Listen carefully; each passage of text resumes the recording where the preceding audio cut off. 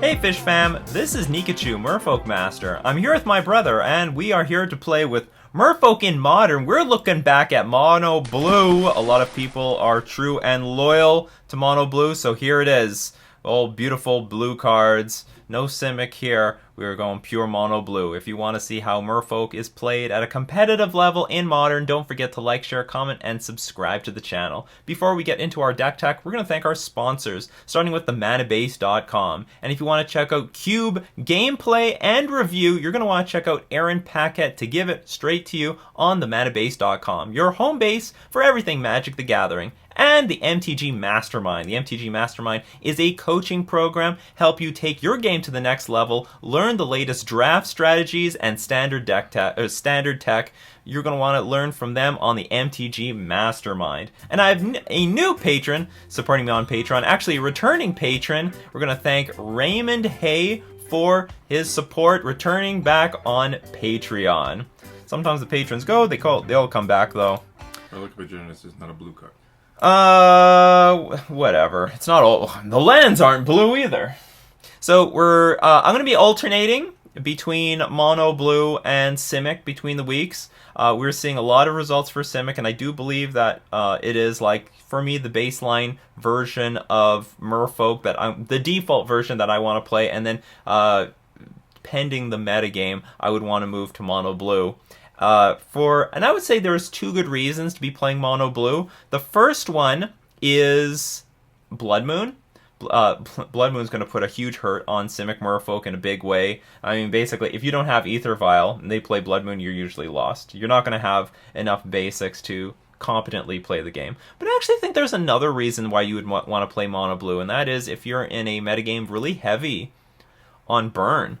If there is a burn-heavy metagame or, like, really super aggro metagame, you're going to want to turn to Mono Blue because they have mostly a painless mana base between the Cavern of Souls, Islands, Minamo, Mutavault, Oboro. You're not taking damage off of several Waterlogged Groves or fetch lands or breeding pools, so this would be the way to go if you want to mitigate, prevent some damage. And I'm going to play with a few Waterlogged Groves here. Because it's still the Horizon lands are still really good, even in Mono Blue. I really like it. So let's talk a little bit about this list. Okay, let's start with the lands. I do want at least, what do we have, 14 blue sources. 14 blue sources is going to be good enough to be casting our Spreading Seas, giving us the ability to cast Deprive in a reasonable amount of time, and have, like, maybe Ceremonious Rejection, blue mana by turn 1. With that, we can fill up the rest of the blue mana slots with Cavern of Souls. You can't cast things like Spreading Seas, Deprive, Ceremonious Rejection off of this, but I think Cavern of Souls is a worthwhile card to have in your deck. There's just so many decks that randomly have counter spells, and you really don't want to give them one turn, not in this Modern metagame. Don't give them a turn. You want to make sure you're going to be playing your cards at a reasonable time. And not too many Horizon lands. I don't want to play. I'm going to play 2. I'm fine with playing 2, but in general, this is going to be a slightly slower version than the Simic Merfolk deck, and taking this damage turn after turn is, I think, a pretty big liability. I think most of the Mono Blue lists that have had success have been only playing 1 to 2 Horizon lands, hence why I'm also going to be playing 2. There's just too many games where you're just taking too much damage. Like, if the games go long with Mono Blue, and you keep tapping this damn thing for mana, you keep taking damage turn after turn. So anyway, that's not where you want to be. So I'm only going to be playing with 2 Waterlogged Groves. And I understand that there have been successful lists playing, what's it called? Well, I have actually a free land. Why don't I play I should be playing a Fairy Con... No, how about, what's it called? Lonely Sandbar. Put a Death Shadow in there if you're going to be taking damage. No. Do you know what? Let's play with 1 Lonely Sandbar. This actually has been played in quite a few lists. As a 4 of. It just comes to play. It's a land that comes to play tapped. You add mana. But you can cycle it for 1 mana. So this can be like another virtual Waterlogged Grove. And I always said that your 20th land is free. Let's try out a Lonely Sandbar. Let's see if this thing is as good as it looks. I don't like the idea of it because it comes into play tapped. So as a 1 of, I don't think it's too bad. You could also fill the last slot with, what's it called? Fairy Conclave. But let's try out Lonely Sandbar in this list. I think the 20th land is sort of free to be whatever on Earth you want it to be. So let's try out Lonely Sandbar. But I've seen a lot of lists that have been published that are playing 4. I think that's too many in a very hostile metagame, but if you don't play against fast decks, then it'll be fine. And you know what? We are going to see the rise of Jund. Jund is going to come back. So let's see if Lonely Sandbar can be a painless version of Waterlog Grove. And remember, we can return Lonely Sandbar back to our hand with Deprive. So, I think, and I truly believe this, that by default, we should have at least a bit of, if you're playing with Mono Blue or Simic, you have to have an aggro game. You just do. And so I really want to max out on Lords. 4 Lord of Atlantis, 4 Master of the Pearl Trident, 4 Mare Reedry. I think by default you should be playing with 12 Lords to at least have an aggro plan against all the decks that you're going to need to race. I think if you play too slow, if the deck is too oriented to be too slow, you're just going to give up way too many percentage points against the decks that you need to race. Things like humans, things like Tron. I think Tron is very consistent right now. Thanks to the London Mulligan, they will always have Tron. You need to race it in a lot of games. Yeah, you could rely on some interaction, but just racing them out on the play is going to win a lot of games as well. You also want to race. Mentioned humans, Tron, the Urza Wur deck. That's a very, very important deck to race. Dredge is also a very important deck to race. So there are enough decks out there that I think you're going to want to have. You should have by default 12 Lords. That's how we're doing it in Simic, and I think that's how I want to also operate in Mono Blue.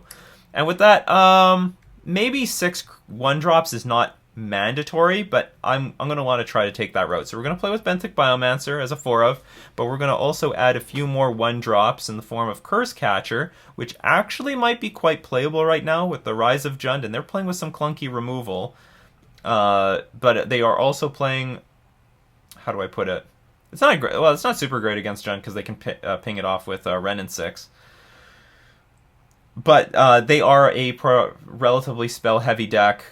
A lot of clunky spells, Maelstrom Pulse, Kolaghan's Command. It's going to have some effectiveness there. But Burn. Burn is coming back in a big way. It was already pretty good in the Hogak meta, and in like week 1 of the Stoneforge Mystic meta, it's also doing very well.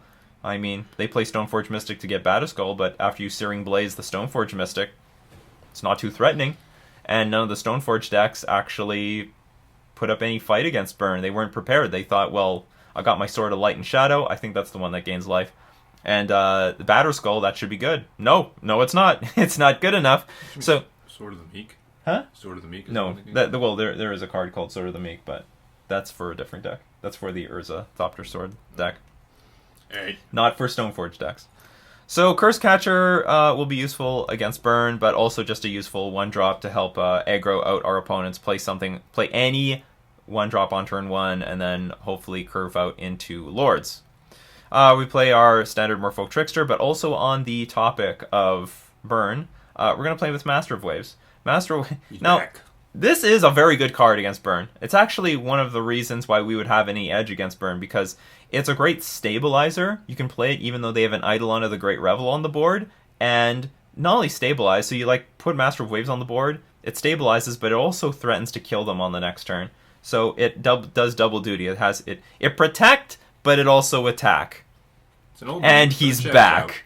Huh? It's an old meme, but it checks out. Yeah. He protect, he attack, and also he's back.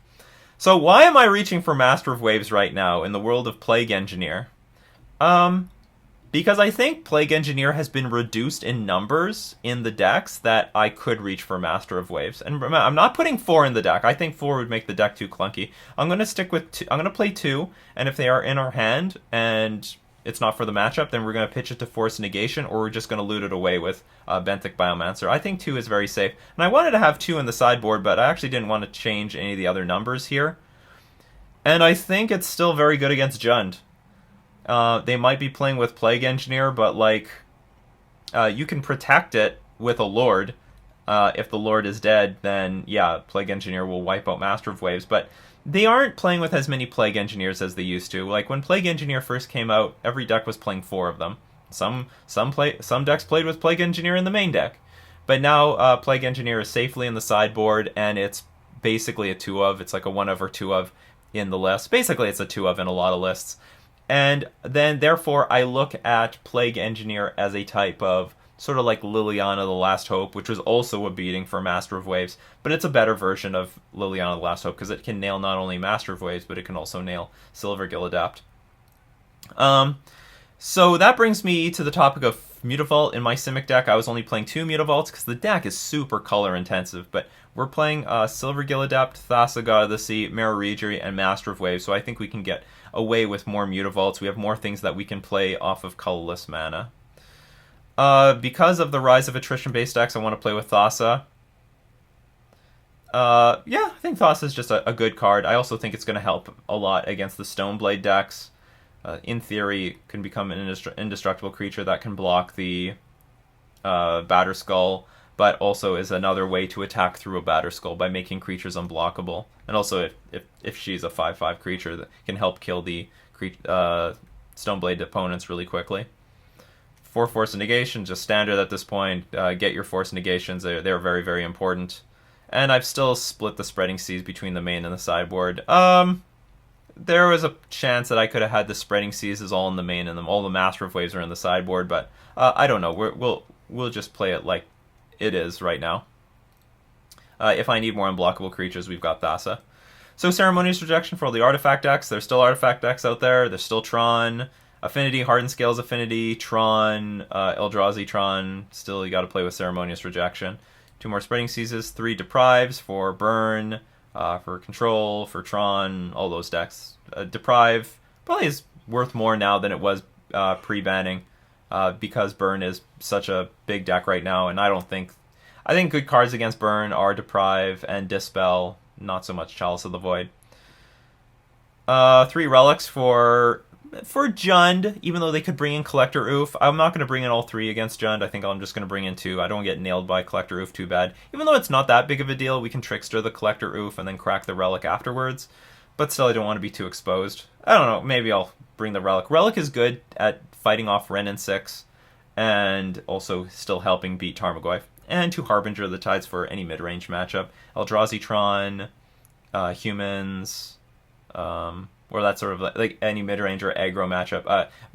Particularly low Death Shadow. Grixis Death Shadow is an archetype that has come back in a big way. Well, I don't know if it's successful, but it's seeing a lot of presence. A lot of people are like getting a little bit more confident to be bringing out their Grixis Death Shadow cards now that the graveyard is not such a big important part of the metagame. Also, Relic is also good against Dredge, which I'm telling you, if you ignore Dredge, it's going to come back. I mean, Sodek made a top 8 just recently in a 200-player Modern Challenge. And probably because people weren't respecting the graveyard, they just assumed, oh, all the graveyard decks are gone. And, well, I mean, that's sort of... there's some truth to that. Like, how much graveyard hate do you really want to have in your sideboard when maybe the only graveyard deck left is Dredge? So, I don't know. It's a risk-reward thing. But fortunately, we can still use Relic to fight off Wrenn and 6 and Tarmogoyf, and a variety of other decks. You should bring the real Progenitus into this. That's for a Troll Tuesday that someone on my Patreon has to suggest. So that's the list I want to run this week. I think Mono Blue still has game in the modern metagame, and let's see how well. The real question is how good is Master Waves going to be in the matchups that we're going to be bringing him in. I think if the number of Plague Engineers in people's sideboards are low enough, I think it's fine. And I think with Burn being a pretty big deck right now in Modern, that Master of Waves is well positioned. I don't think it's a win more card against Burn. I think this is a card that just helps us beat Burn. It's just one of the cards that gives us a big edge. And I think it's still good against Jund, so long as they don't play Plague Engineer. And even if they do, let's just hope we have a Lord to stabilize. Alright, that's the deck tech. Let's get into our league. We won the die roll, and we have a one-lander with Vile, and I think it's fine. Curse Catcher can potentially slow any of our more fast players down, and Spreading Seas and Silvergill Adept can use this colorless Mutavault mana, so I'm going to keep it. I'm not thrilled about Thassa, though. But anyway, we'll keep it. So I'm a little apprehensive keeping some Aether Vile hands, but given that Silvergill and Spreading Seas can be played... Oh, I'm a big fan of yours, by the way. My opponent is a fan! And the fact that Modern has slowed down enough that I'm a little bit more comfortable keeping these one-landers with Vile. But hopefully this Okay, I'm gonna say thanks. There we go. Dick. Oh, are we up again? Are we in the mirror? Oh, elf. Well, that's not good. We're in trouble. We're in a lot of trouble. We don't even have Graph Digger's Cage anymore. Island. I don't think it's gonna matter. Pass. Oh, you could. We're just gonna get steamrolled here. Do I have anything in the sideboard? Not really.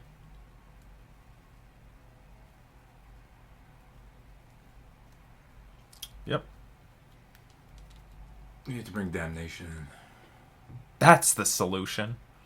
That or... Play something I can counter. That's not something I can counter. How much white mana is Supreme Verdict?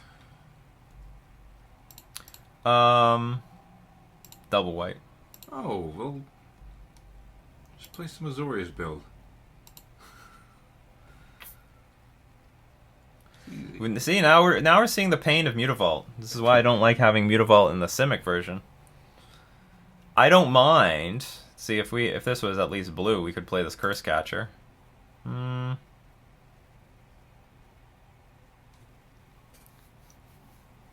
draw steps, don't draw land.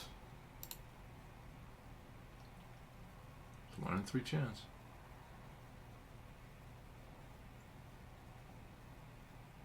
Well, okay, I can attack because the Elvish Archdruid can block, but then it'll be at risk to Lord of Atlantis.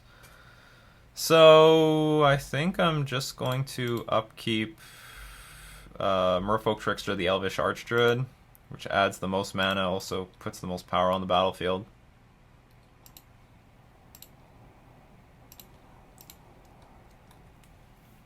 Trying to be as interactive as possible. And I'm going to hold on to Silvergill Adept. This is not really a time to like use the Aether Vial to put Silvergill Adept in play, because even if I draw an island, it doesn't change very much. Another Elvish Archdruid. Well, that's not good news. Brutal. That's interesting. Okay, so we are going to block. Do we block? Yeah, we're going to block. Need to save my life. Who knows, I may not have it for very long. The pain of the one lander. Or the one land Vile hand. Patent pending.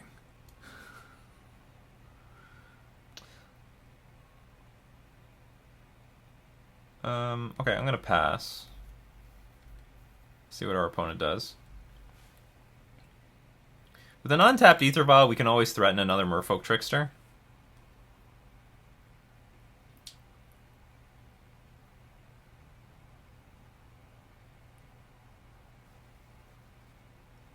Elves is a very unlucky matchup. Elves is not like has any real presence in the competitive metagame. This is unfortunate. Well, they might have Collected Company here. Oh no, but if they do, we can counter with Curse Catcher. Because if we had Trickster, we could Trickster one thing. Well, I can still double block, right?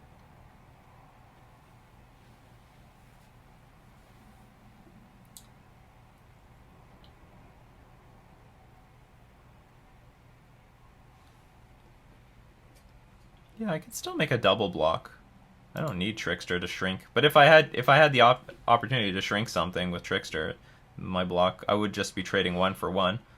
So we can go Lord. I gotta do a double block with the Lord, but I still lose 2 things.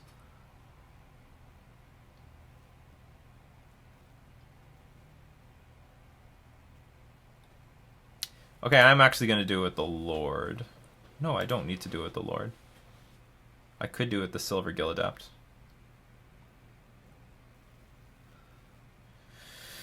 What I'm thinking is we could tick the Vial up to 3, play Maraudry. Okay, so if I draw a land, I guess within my next 2 draw steps, we tick the Vial up to 3, play Rajiri, play another Curse Catcher, untap this thing to get a Thassa in play, and then hopefully somewhere in the next few turns we can get a second blue source for Lord of Atlantis.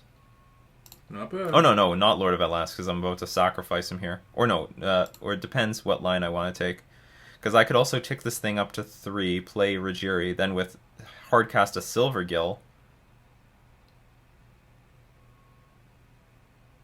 No, how do I do that? Because I have no Merfolk in my... No, and I still have the Curse Catcher in my hand.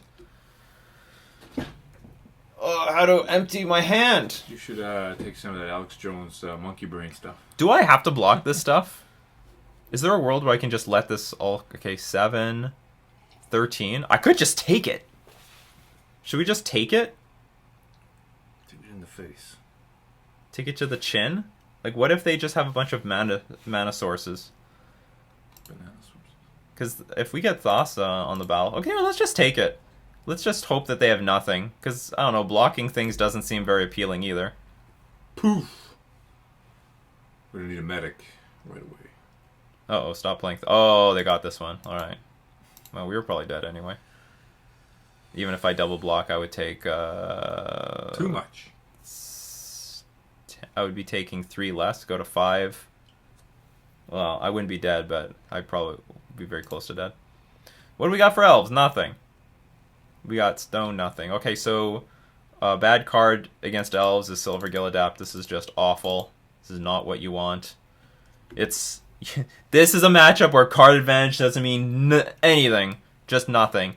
This was... And I actually think... I had so much trouble in the past. What do I cut?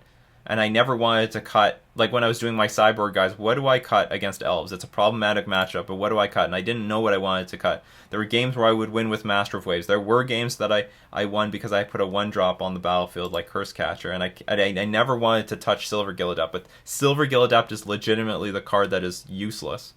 So we bring in Spreading Seas, and we bring in Harbinger. We might want to bring in another... Harbinger is not amazing. Let's take out a Thassa, bring in a Harbinger. Still does something. So at least we have an aggro. So we have an aggro plan, and we know that we want to be on an aggro plan. Our hand might have been fine against Jund, but that did not happen. Fatal Push would do it. And we got a little unlucky. We never drew another land.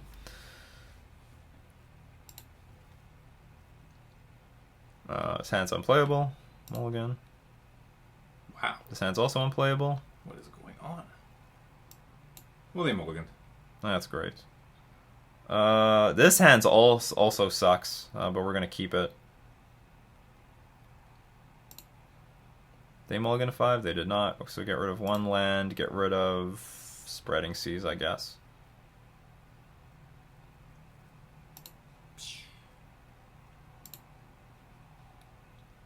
This hand's not good because doesn't have any power. You really just want... This is a Grizzly Bear hand. That's not the hand that you want. Can tap things down, though. Yeah, I'm gonna try.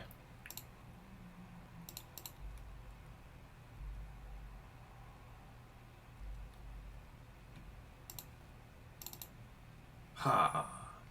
Like that. So you can't get Archdruid on turn 2. I'm probably not gonna Harbinger this thing this turn. Or on my next turn. I'll just wait for something bigger to come out, Trickster it, then Harbinger it back to hand. Particularly the Archdruid, I would want to. Make him think. But in this matchup, you just want to go like Lord, Lord, Lord, overwhelm them. That's your best route to victory.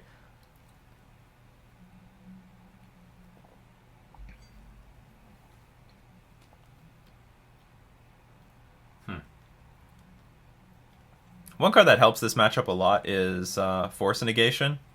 They could play Collected Company on our turn, but there are some cards like Call of the...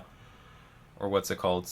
Lead the Stampede, which are a sorcery, which is also, I think, not pleasant for me to see because it just refills their hand with 1,000,000 creatures. Good.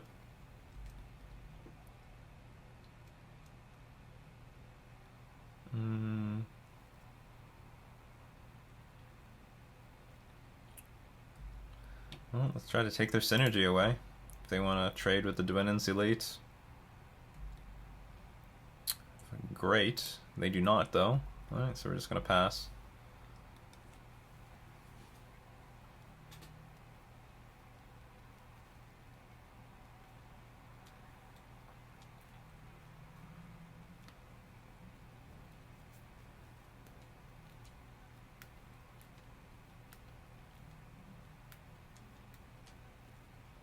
Looks like it's going to be the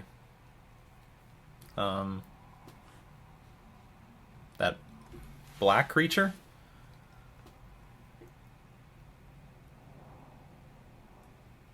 Okay, Elvish Archdruid. So this is a card that I want to Trickster and then bounce back to their hand. Ooh, they might get a little aggro here. That's good for us. Okay, so that gives us a bit of a chance. So, or do I actually want to bounce the Archdruid? So as it stands, I'm definitely going to kill this Elvish Mystic, because this is what I can profitably block. But we can also bounce the token with Harbinger of the Tides, and we just don't have to deal with it again. Come on, Lord! A Lord would help a lot. Not a Lord, but that is not bad. That is not too damn bad. You have a lot of devotion for it. I do. And they don't play with any spell removal.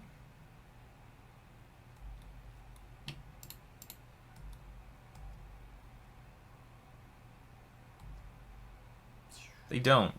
So I have two options. We just slam Master of Waves, try to put ourselves in a position to win the game. Or I could try to flash in Harbinger of the Tides.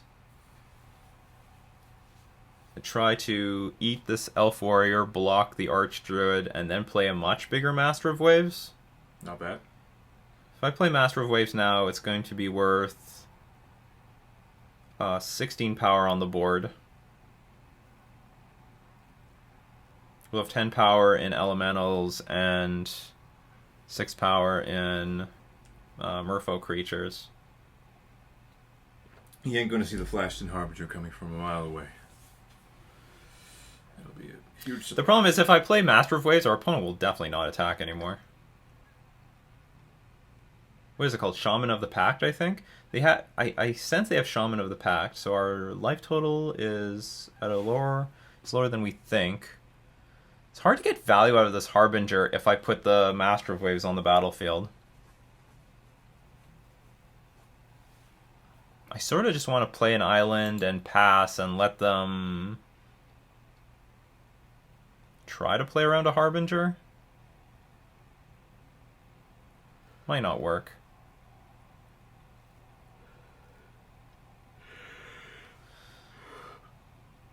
Whew. Okay, I don't know what the right thing is, but I don't want to play tricky. Let's just be mana efficient. Pow. Maybe we'll draw like Spreading Seas into a Lord, and that will just be the best line. You dumped a Spreading Seas. I can get enough. There's more than one Spreading Seas in this deck. Statistics and whatever.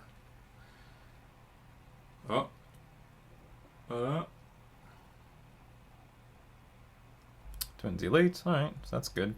They're stabilizing the board themselves. Vivian, what do you do?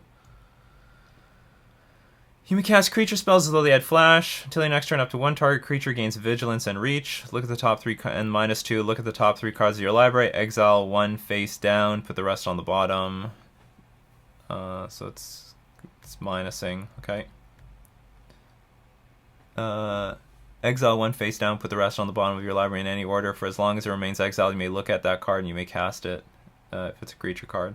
Elvis Chancellor. All right. So now we've got serious heat on the way. You might draw another Master Waves. I might. That would be good. Second Master Waves would be great.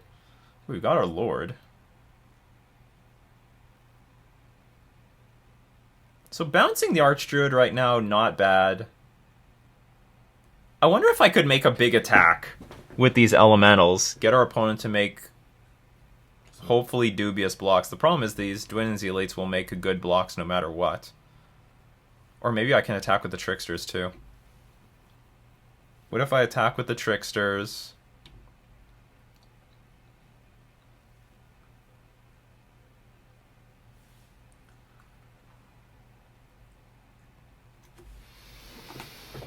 What was the card found? Oh, it was Elvish Archdruid? Oh no, that was just revealed to this Gilt Leaf Palace. Too bad I couldn't play Lord of Atlantis at flash speed, so... Okay, let's play Lord of Atlantis. Well, if you played that ley line of anticipation. Yeah, if only. So is this lethal if I attack my opponent? It is. They have to respect it.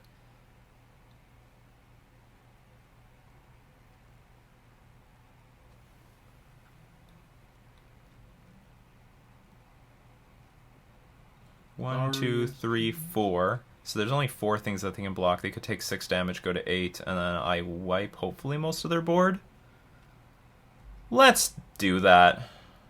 So everything will attack our opponent, except Master of Waves. Master of Waves, you stand back. And hopefully, this is going to be a semi-blowout. And when the dust clears, we'll still have, like... What the hell is this? Oh, you can cast things that... Flash. They have Flash. We don't have Flash. They have Flash. Alright, so there's going to be a semi-profitable trade here. For our opponent. Like, this Null Sentinel will eat something.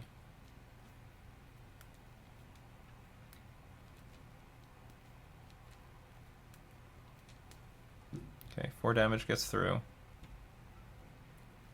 We'll play the Harbinger.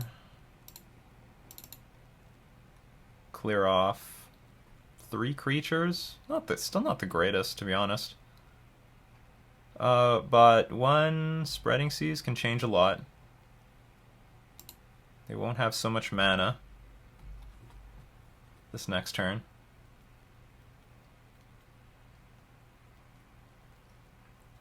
Deep strategy here.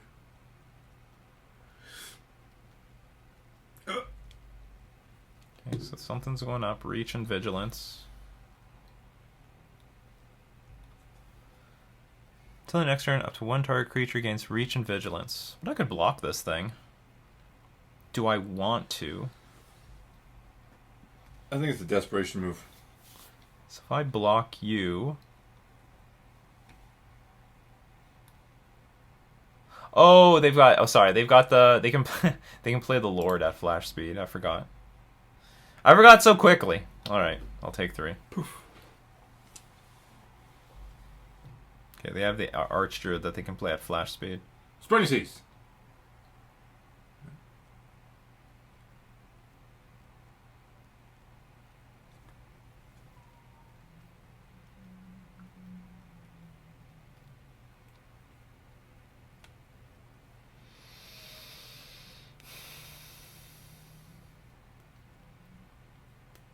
Nothing has a good attack. So I have to pass. Yeah, I have to pass. Nothing has a good attack. I need Spreading Seas, Master of Waves, even another Lord would be nice. Here's our Elvish Archdruid. Back at flash speed. It's a fast one. So now they're a bit dangerous because now they've got mana.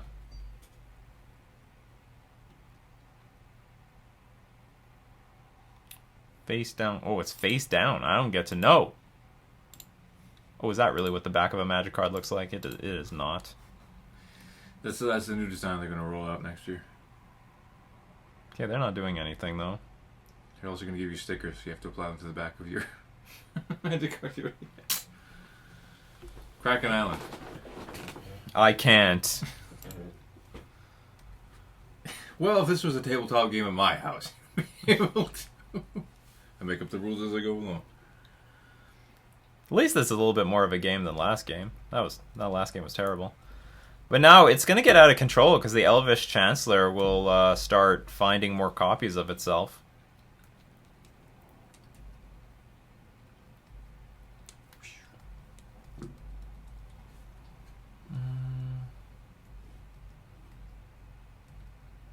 And there's Azuri.